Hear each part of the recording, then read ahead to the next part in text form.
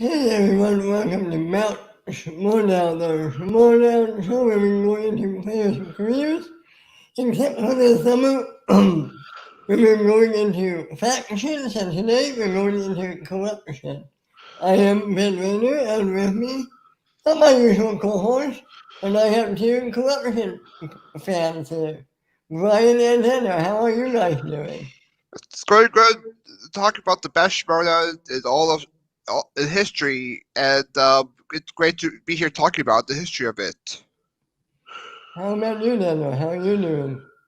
I mean, I never pass up a chance to talk about corruption. They're my favorite. They're the best faction. They're the most fun faction, and there's, there's just no denying their greatness because whether you do it or not, they come out and prove that they are in fact great and the greatest.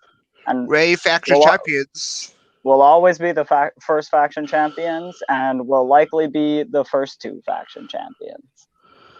Now, let me ask you guys a question. I think I know the answer, but let me just ask it anyway. Do you have a favorite moment from corruption in the past year and a half? Are you talking the whole faction or third player? Either one. Do you For have a me, moment that you love that has to do with corruption? it has to be Kaladowski beats Smets. Kaladowski beats Smets. Kaladowski going to face Cushy for the championship. Okay, how about you, Daniel? I've got to say, like, there's a lot of things, and giving me the last year and a half, I would say it's got to be Adam Collins. And Yep. I do want to say a more personal thing. I got to interview Adam Collins on our Northern Consultations show after his play-in match and before he played John Roca. And this was like one of my favorite things to do. It was my first interview with a Schmoedown personality as well. And I told him on that day that he was going to beat John Roca. And then he went on to beat John Roca and Lon Harris and Brendan Meyer and just conquer that tournament and then the championship. And it was one of my favorite moments because it not only won us the faction championship last year, it proved that, like, even when they are signing players, corruption knows what they're doing and knows how to scout and knows who's great and who isn't. Well, let's not forget that Adam Collins also won the Holo Free For All, right? Yeah. I mean, what did you guys think about that Free For All win? I was surprised seeing him win. I didn't know he was a big horror fan at all until he showed up at the free for all at number 6 and managed to win the whole thing. Yeah. My apologies. Mhm. I was getting a call, so I had to tell them that I'm live. I can't talk to these people right now. These lower subjects. So let's go back to the beginning of corruption. Let's not forget Mike was on DC Movie News. He left them, started his own faction with Ken and Chris. What do you guys think of that first era of corruption? Daaniel, you can take this one. Yeah, I can take this. I was looking back and trying to watch some of those matches, and watching Mike turn from a hero to a villain is so satisfying because you're watching those DC Movie News matches and his first couple of singles matches. He's not even playing bad. He just gets like the luck of the game pushing against him a lot. Yep. And it works so well that he's just driven into madness, kind of.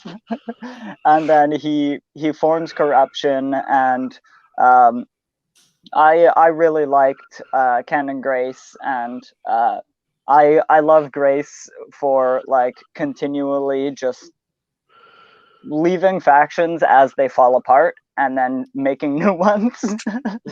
That's one thing I love about Grace, but also got to appreciate that Shannon kept KORRuption together and managed to pick up the pieces Grace was dropping and form one of the greatest factions that, like, I can pit KORRuption's top 5, top 6 against any other faction and be okay with it. I wouldn't raise my nose up at most of these most of those like contenders. And also, don't forget the scenes with Mike and Thad. Those were perfect cutscenes ever.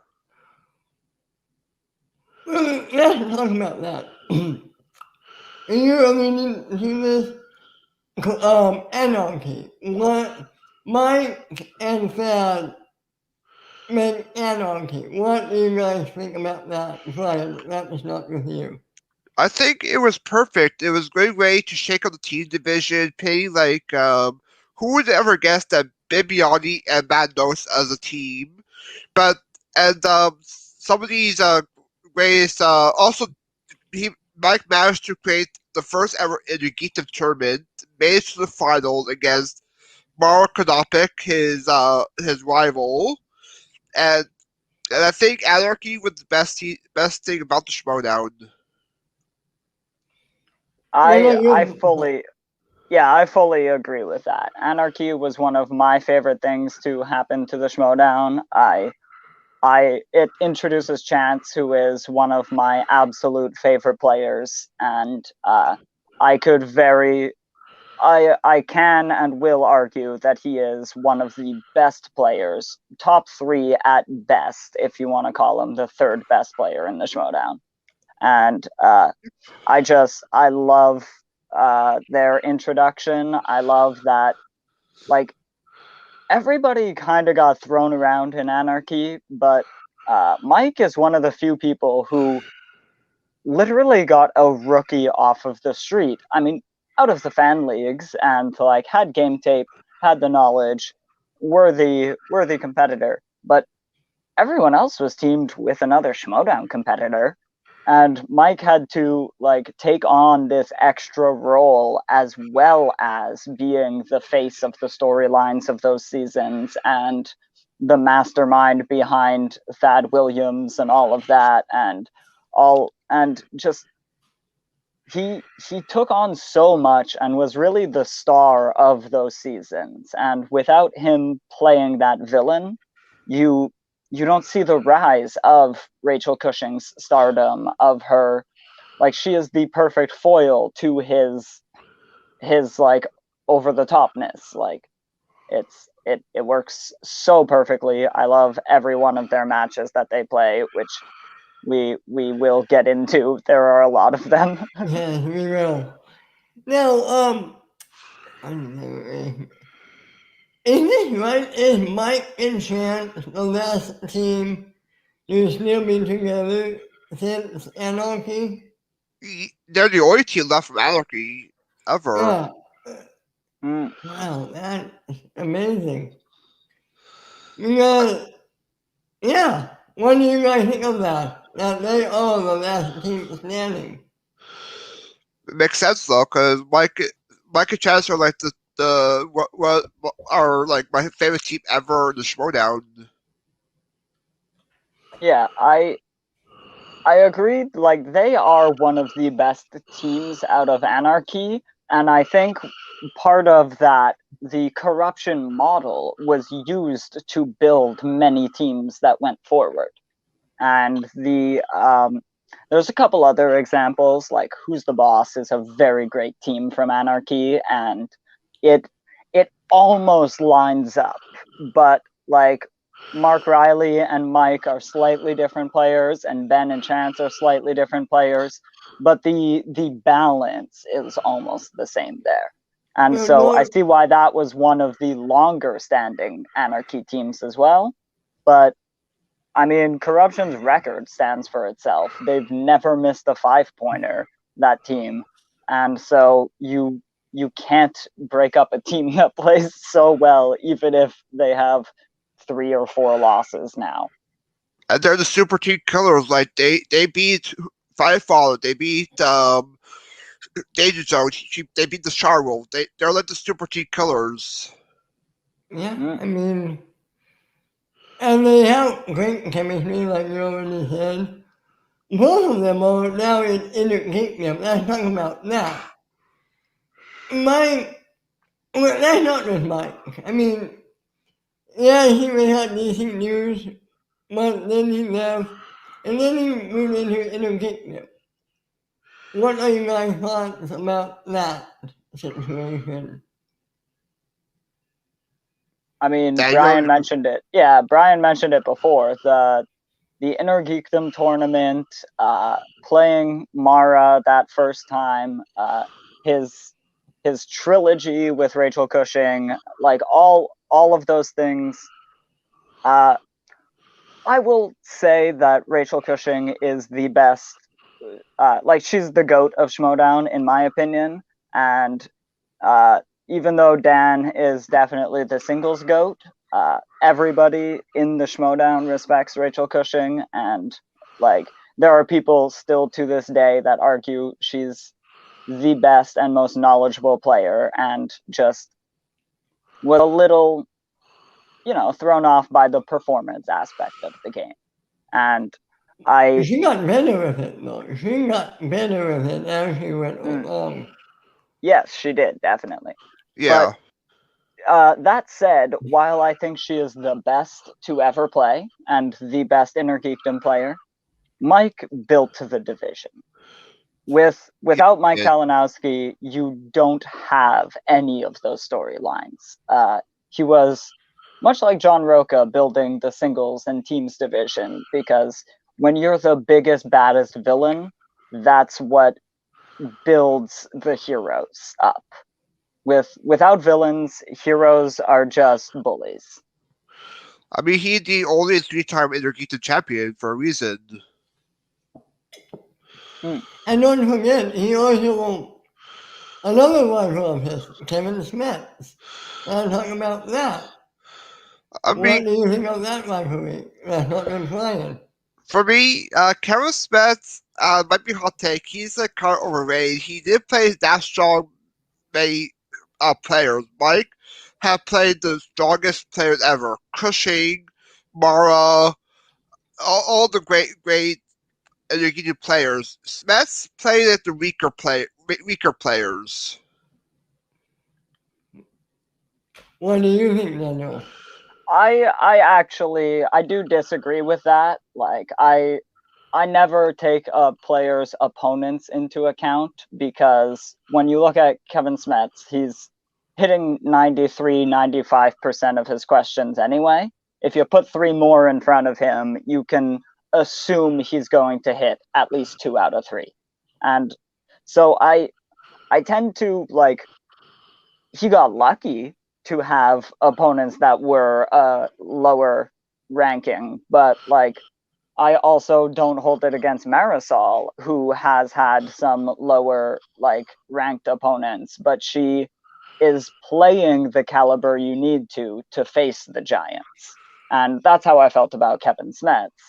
But also him losing to Mike Kalinowski was one of my favorite moments, because I desperately needed it to happen for fantasy point reasons, but also I really loved their rivalry. I mean, this isn't the dungeon episode, obviously, but if Smets had gotten to play Rachel, that would have also been one of my favorite things ever. But having Mike getting to do it, he got to take her IG belt and her team's belt off of her right before she retired. and they are the closest of friends, and to just end their story with, well, evil winning isn't a thing you see very often, and that's why the Schmoedown not being scripted is what makes it the best thing. Well, let's not forget this. I believe that time when Mike beat Rachel, was he not the first appearance of Shannon? I believe he was kissing. When he won the Intergeeked belt, it said in Comic-Con, he did dip with Shannon. Yeah, I Yeah. remember the first time Shannon, who, let's face it, is just killing it as manager of KORRuption. Once they got here, they've been hitting all the cylinders since last year as manager. Do you think what is your favorite move that she made since she's become manager? Was it the picking up the Wildberries or was it something else? Probably her picking up Adam Collins and Marisol.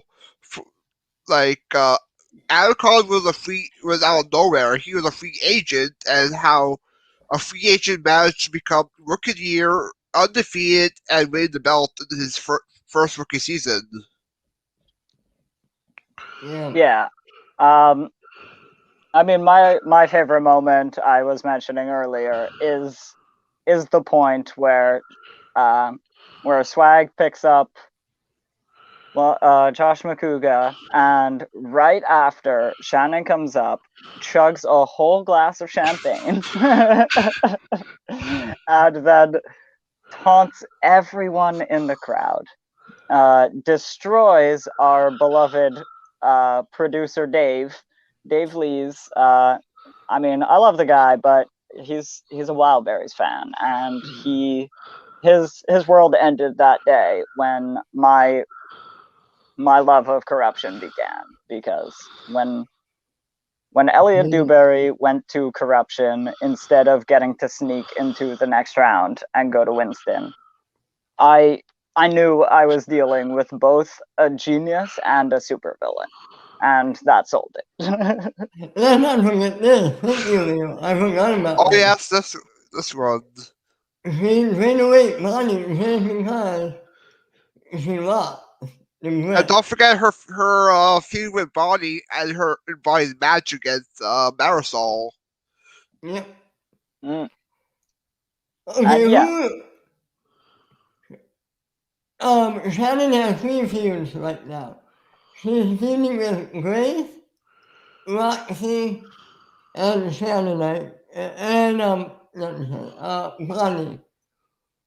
Which feud is your favorite feud right now? Oh, tough. That's a tough one. I would probably go with probably Roxy. How about you, Daniel? I also have to say Roxy. Just I do really enjoy the stuff with Grace, and I wish it played a more active role into it. And one way or the other, win or lose, but her versus Roxy is just so much fun every time we get to watch it. They really have no qualms about going for each other's throats, and the two of them together is going to be a good time. Even won feud of the year. Let me ask you this. Who is more brutal with the other one? Who dishes it out just a tiny bit better? Roxy or Shannon? I mean, is this the Stars podcast? Yeah, this is the Sexy Numbers podcast. I mean, it's the KORRuption. I mean, it's Shannon all the way. Right. Just wanted to make sure. So, let's talk about let's talk about other people on the faction. Do you have another player or player that you're leaning against? Other than Mike, Chance, Adam, and Marisol, anybody else? Probably, she not the faction this is but Laura Kelly. I mean, her transformation from like a face to a heel. I mean, perfect. Literally, all it took was lighting up a lightsaber.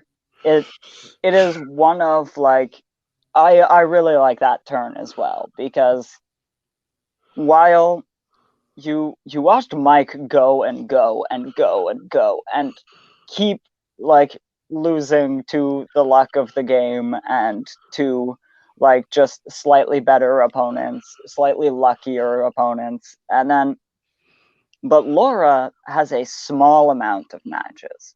But you see in her small matching that she puts everything out there going for the title. And like before joining KORRuption, you could say that she experienced Mike's like whole storyline in the span of 3 matches, you know? And Yeah. just her the way Laura comes at the game and the way she comes at Star Wars, because she's only been a fan for 6 or 7 years at this point, like very very recently a Star Wars fan, and like you see it's very much Anakin Skywalker. Like she became so great, she lost big, and then she turns to the dark side. Like it's very much a fun story, and she works perfectly in KORRuption. What do you guys think about Hoyt from KORRuption? He's who I was gonna bring up. Yeah. When you were just saying that before Laura Kelly. I think Mark Hoyk belongs in KORRuption the same way. I think the branding would fit well in the current Finstock exchange as well. I will put it that way. But I have always loved Mark Hoyk from like him joining the league, much like Adam Witt and like several other players, where like the knowledge and the records just do not line up in the proper way. And also that weird cube thing is the coolest shit I've ever seen, Yes. and I want one. Well, he has some knowledge, but his character is at point in KORRuption. I agree with you. I agree. His character work is great. Let's talk about it. Kind of brings up the wild berries. They get the match. You marry Fishman Kruger. What do you guys think about this match? I mean, it was a great storyline. I mean, like Wildberry Civil War had a throwdown. Retiring Makuga. I mean, it's perfect. I am personally not a fan of the retirement match. Okay. I was never big on it when it happened in wrestling either, because just knowing the behind the scenes a little bit, that if things are needed, they're going to be ripped back into the story.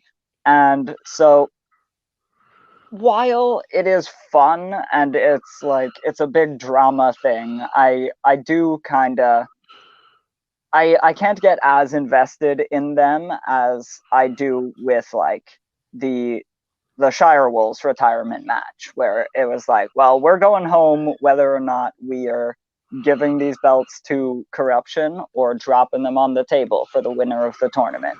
Like the two options were very cool, and it kind of, you got to go out on one team's terms more than just having the results of any given Schmo day deciding your fate.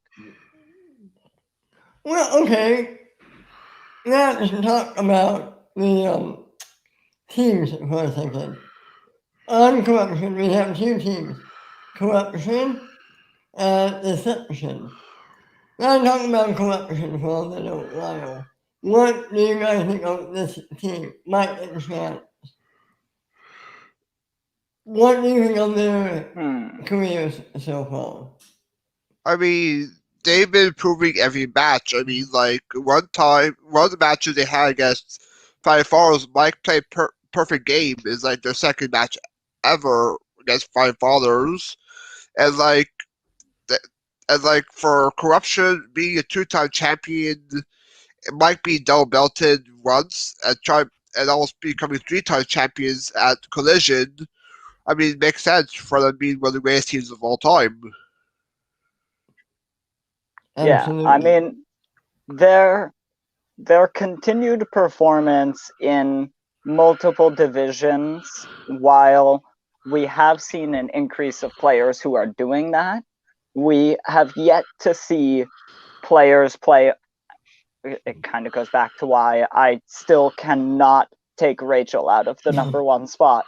It's just like the mental fortitude you need to study for 3 different divisions, because I believe for teams, you're not focusing your study on every category. You're focusing your study on half the categories, your strengths and then some of the ones that you're both weak against. And your partner is doing their strengths and some of the things you're both weak against. That's the best way to cover the field, right? But then in singles, you do have to study everything, and you have to pick and choose what is most necessary to study. And then in Inner Geekdom, you just need to know everything, period, end of story. Watch all the movies. Have a notebook on every single movie in the division. And it takes a lot to jump from one to the other. And for both of these guys to consistently prove that they can play in all 3 divisions. They've done it for 3 seasons now. And like Mike does take some breaks from singles, but Chance only takes a break if he loses matches in tournaments. Otherwise, you give him a matchup, he'll sign up for it. I mean, the Inner Geekdom is mostly called the KORRuption Invitational. I mean, like all of KORRuption, KORRuption wins like most of the tournaments. And also, that could be so much fun. Watching the tournament final of Chance versus Mike last year was very, very cool, but I want to see it with a belt on the line. And even if it does kind of fracture the team, right? Yep. I do want to see, like, yes, it was all fun and games the last time, KORRuption Invitational. We all had fun. But when there's that gold belt on the line rather than the chance at the gold belt, I think it's a much different game. I even agree with Leo's comment right there about calling World's Finals break up. Okay, what do you think of Deception now? They're younger side. Well, what do you think of them? That's not Ryan. I mean, Deception's a great team. I mean, like their struggles with the 5-pointers are like they have to improve on the 5-pointers because they haven't really won on that one yet. Yeah, and like their play in the other 2 rounds does make up for it, but there are going to be those matches where you need to rely on hitting the 5. And I do worry for the team that ever has to face Deception in 5 rounds, though, because much like Shazam, I think that's a team that you give them more rounds, they're just going to build the lead further. And I think with them being a younger team, given the practice that KORRuption clearly does in the buzzer round, you could see this team really performing during a longer match than a shorter one. Do you see? I mean, Do you Who would think they win? have the right people on this section? Do you think they complement each other really well? Adam and Marisol. Do you think do you think they have good chemistry? That's what I'm trying to say. Daniel, I'll let you go on this. Oh yeah. I love Deception. I think like I actually watched a Schmoebates episode of on over on Call to Action. They were doing Chance versus Marisol, debating what Korruption's team should be for that team's tournament, and she actually put together herself with Adam Collins. Their chemistry, like it hasn't quite clicked in the way that you see like Shazam playing, for example. But I do think that they are one of the higher levels of chemistry between teammates. We haven't seen them in studio yet. I wonder how they'll factor into studio than digital. Yeah, I actually really want to see that too. And I did have one thought there though. If we're gonna put up Korruption versus Deception, 3-round and 5-round, which one would you have winning each of those? I would say Korruption for 5-round base because they're great on the buzzers, and for Deception 3-rounders. I actually have the other because again the chance of Marisol and Adam picking up the 18 and the 12 is very high, but Korruption has never missed a 5-pointer, so it's hard to build that lead when Korruption is just going to hit all 10 points in round 3. Korruption versus Deception. That's tough. I mean, I think I would have to see Deception play in a studio match before I said that. Because we haven't seen that yet, right? Yeah, we haven't Definitely seen it at fair. all. We haven't seen them play 5 rounds either. Right. I am Only just Adam kind has of played guessing. 5-rounders. Only Adam has played 5-rounders. Only. Yes. Yeah, Yes. only one. Yeah, I'll say Korruption, but I'm couldn't change my mind once I see Marisol and Adam doing the buzzers. I can't say anything yet, though, because we haven't seen that yet. We don't know how they would do. Okay, let me ask this. Is there anyone not on Korruption as of now that you want to see come to Korruption? That's not really Brian. I would probably say. Let's see. Probably. I would see Brendan in Korruption. See how well he'll do as a heel. Just like Symbiote Spider-Man. What about you, Daaniel?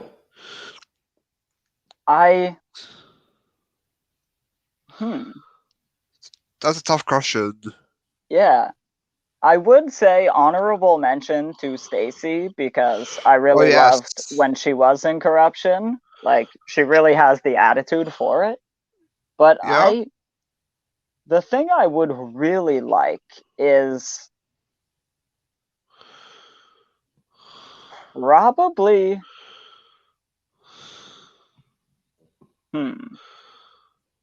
it's actually really hard to pick somebody just out of all of the people. I have somebody in mind. What do you got? Who do you have? I want to see Perry on Korruption. Ooh. That's a good one.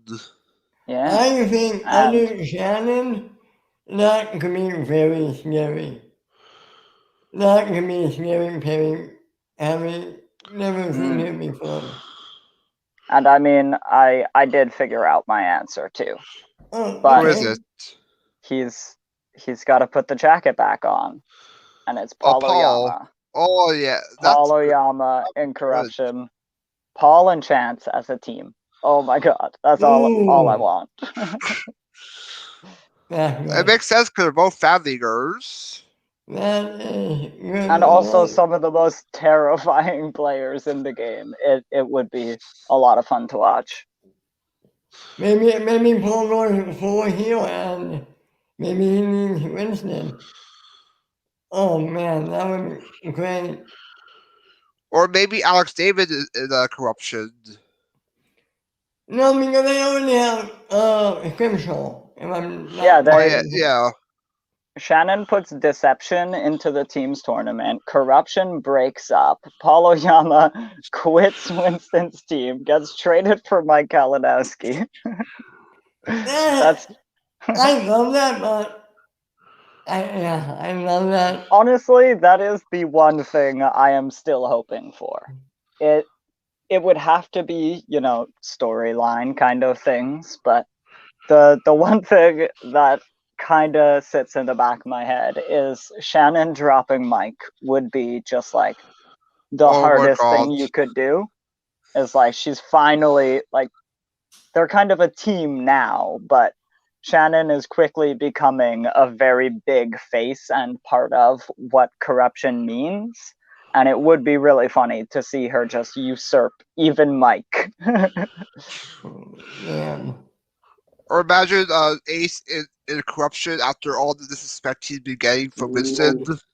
That's the answer. Nice one, Brian. and or just Laura Kelly coming back home. Yeah.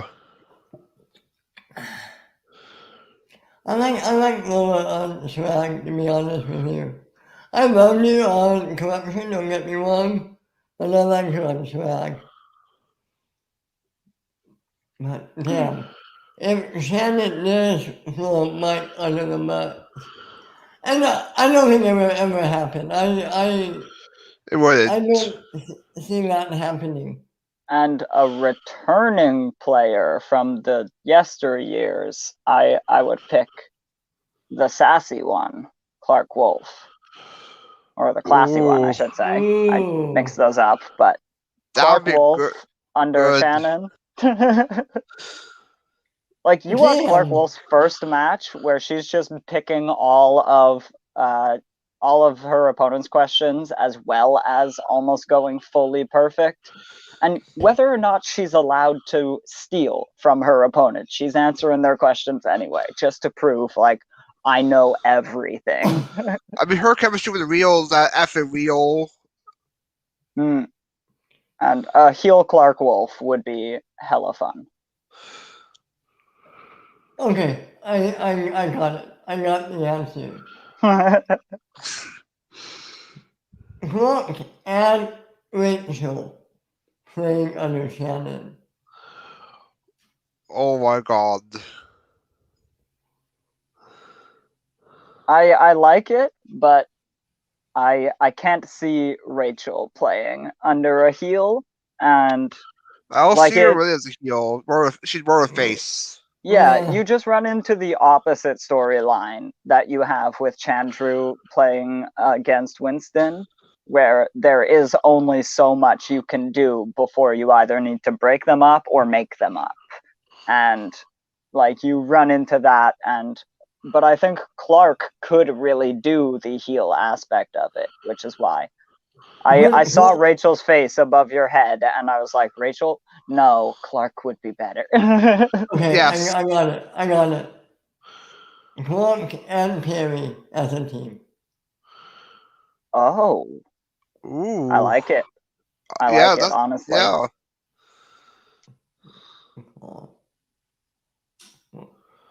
Scary Wolf.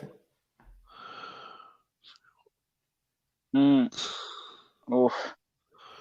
That would be Or fun. probably like a horror type name. Maybe like Wolves of Nightmares. I like that. I like that. Or just like red wolves, because they're both redheads. Something like that. Crimson Yeah. wolves. Yeah. So, okay, let's talk about this season. Mhm. Where do you think KORRuption is going to go from this point on to the end of the season? Do you see them winning the championship again? I mean, they have a good chance of winning it.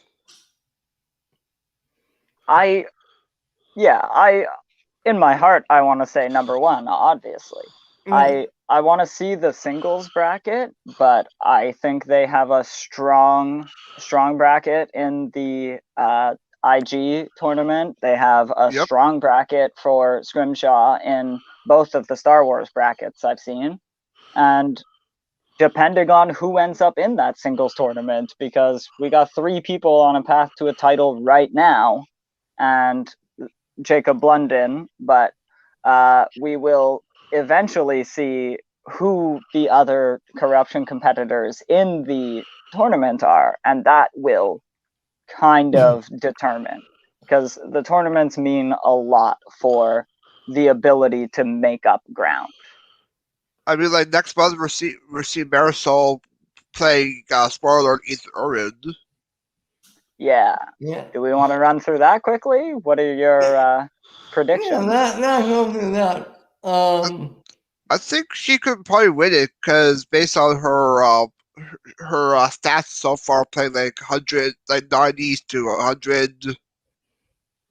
Hmm. She's the first woman to go up from belt since classic one. What are your thoughts about this match, Daniel? I want Marisol to win so badly. Like, I think the scary part is she might be the better player on Deception. And that should terrify everyone in the movie Trivia Schmoedown, because when you watch them playing as a team, and especially watching her progress this season, she definitely knows so much, and some of her losses have been just getting the question she didn't know rather than the thousands that she did. And she always stays calm in those deception matches. She's often, like at least twice now, been talked out of her right answer, and that is just the game playing you sometimes. It happens, but like, if those were singles matches, Marisol takes the swing at her guess and she scores more points. I think she is a incredible competitor, and Ethan Irwin's having a hell of a season too, but this might be one of his toughest matches ever. Yep. Yeah, like you said, the scary thing is she just keeps getting better and better. And you know, I will call it. She will beat Ethan. Uh, Yep. I mean,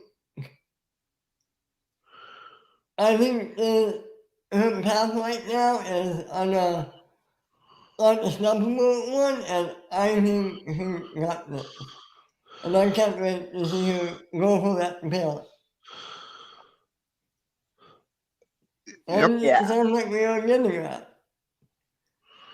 that's Well, pretty I much how mean, we all feel. um, I think that's it. Is there anything else you guys want to bring up about corruption? I mean, I do want to just like go through a couple of other, like some of the lesser known, lesser shined players. Yeah. Okay. I think for one, Claudia Dolph is Oh a yes. very very fun player. I think especially people who know Mark and are in the Schmoedown get like the fact that she's kind of from his background more than anything else gives her just such a great rapport with Ellis, and I mean, watching her first match where she just murdered a dance category in the second round. Musical she got in the first match. It was musicals. My bad. I knew it was one of those two. But yeah, just I thought those matches of hers, like, she got a tough second one, but I think she's a great player. I'd love to see her teamed with like Mark Hoik and just see what happens. I could see Mark Hoik maybe team with Jacob, maybe. I think that might have been the team that Chance argued in that Schmoebates episode, actually. I think it was a team with Claudia Dolph and Mark Hoik on it, and that sounded very fun to me as well. For me, I agree with Neil just said Lee Wiggins. I mean, like, she in her first match, she had to play the Barbarian. He had to play perfect. And this season, coming back into the Schmoedown, with the Black Cinema exhibition, even KO Sabrina. Yeah. Clee Wiggins is also, and just, again, these are all people who had never played in the Schmoedown before Shannon drafted them. Like, it helps when you have some of the best players already on your faction, and you look at Marisol or Adam Collins, who are in their second seasons. Just the level of thought that went into building KORRuption was basically destined to make them win last year, other than if, like, there were two people perfectly set up, and it was KORRuption and the Finstock Exchange. And the Finstock Exchange blew itself to pieces, and KORRuption won itself a championship. Well, yeah, think about it. They won last year, and last year, more or less, Shannon's first year managing. And she beat Daaniel, who has been doing this since the start of it. Yeah. That's impressive as hell.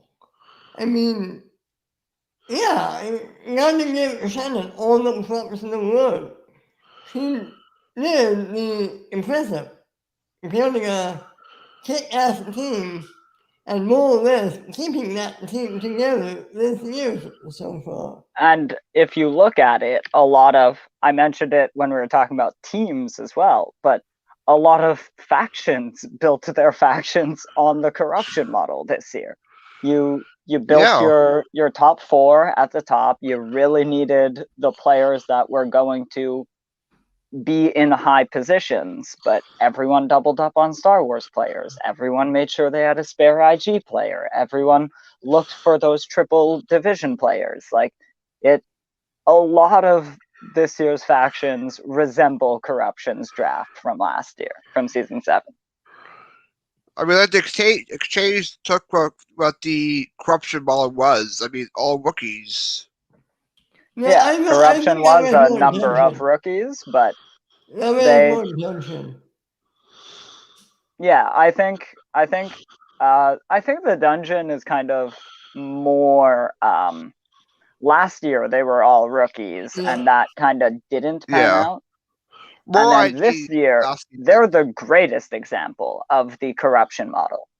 They stuck 3 champions right up top. They got a strong second contender in IG with Robert Parker and Mara, and just like they stacked those top 4 players, and then took chances on everybody else doing their homework. Video Drew is an excellent pick. Like, Molly Damon's great, and just adding the bottom of the roster as your most points. You don't depend on the top of the roster. You depend on the bottom of it. And like, that's where depth comes from. That's what wins championships in every sport. Not the greatest players, because they get canceled out by the other team's greatest players. And at the end of the day, it more or less goes even. I'm going to say this. I think my favorite faction rivalry is KORRuption versus Dungeon. I think those two factions pit against each other is just beautiful. I would have to I would have to go swag corruption from last year. Like Oh, that race for second place, who can actually go and finally take out the Finstock Exchange. Two of the most solidly built rosters all around. I really liked that. Like, it wasn't so much a rivalry as just like those two teams were so well built that watching them fight it out was fun. for me, it will be Corruption versus Stars because of Roxy and Shannon's rivalry. Well, one thing we can all agree on, we love corruption. We love watching them. We hope they do well. And I think that will pretty much do it. That's not real quiet, very good. What I thought that where can everyone find you? You can find me on Facebook, YouTube, Twitter. I do Wiz Quiz every 2 weeks, part of Wizard World. I do Rankum sometimes. I'll take 3. And I do. I'm also part of Movie Battle, which is Disney Pixar League, according to the tournament. And also on Movie Heroes channel sometimes do tier rank fights and tournament fights. Oh, very nice, very nice. Daaniel, how about you, my man? Can everyone find you and one last thought about corruption?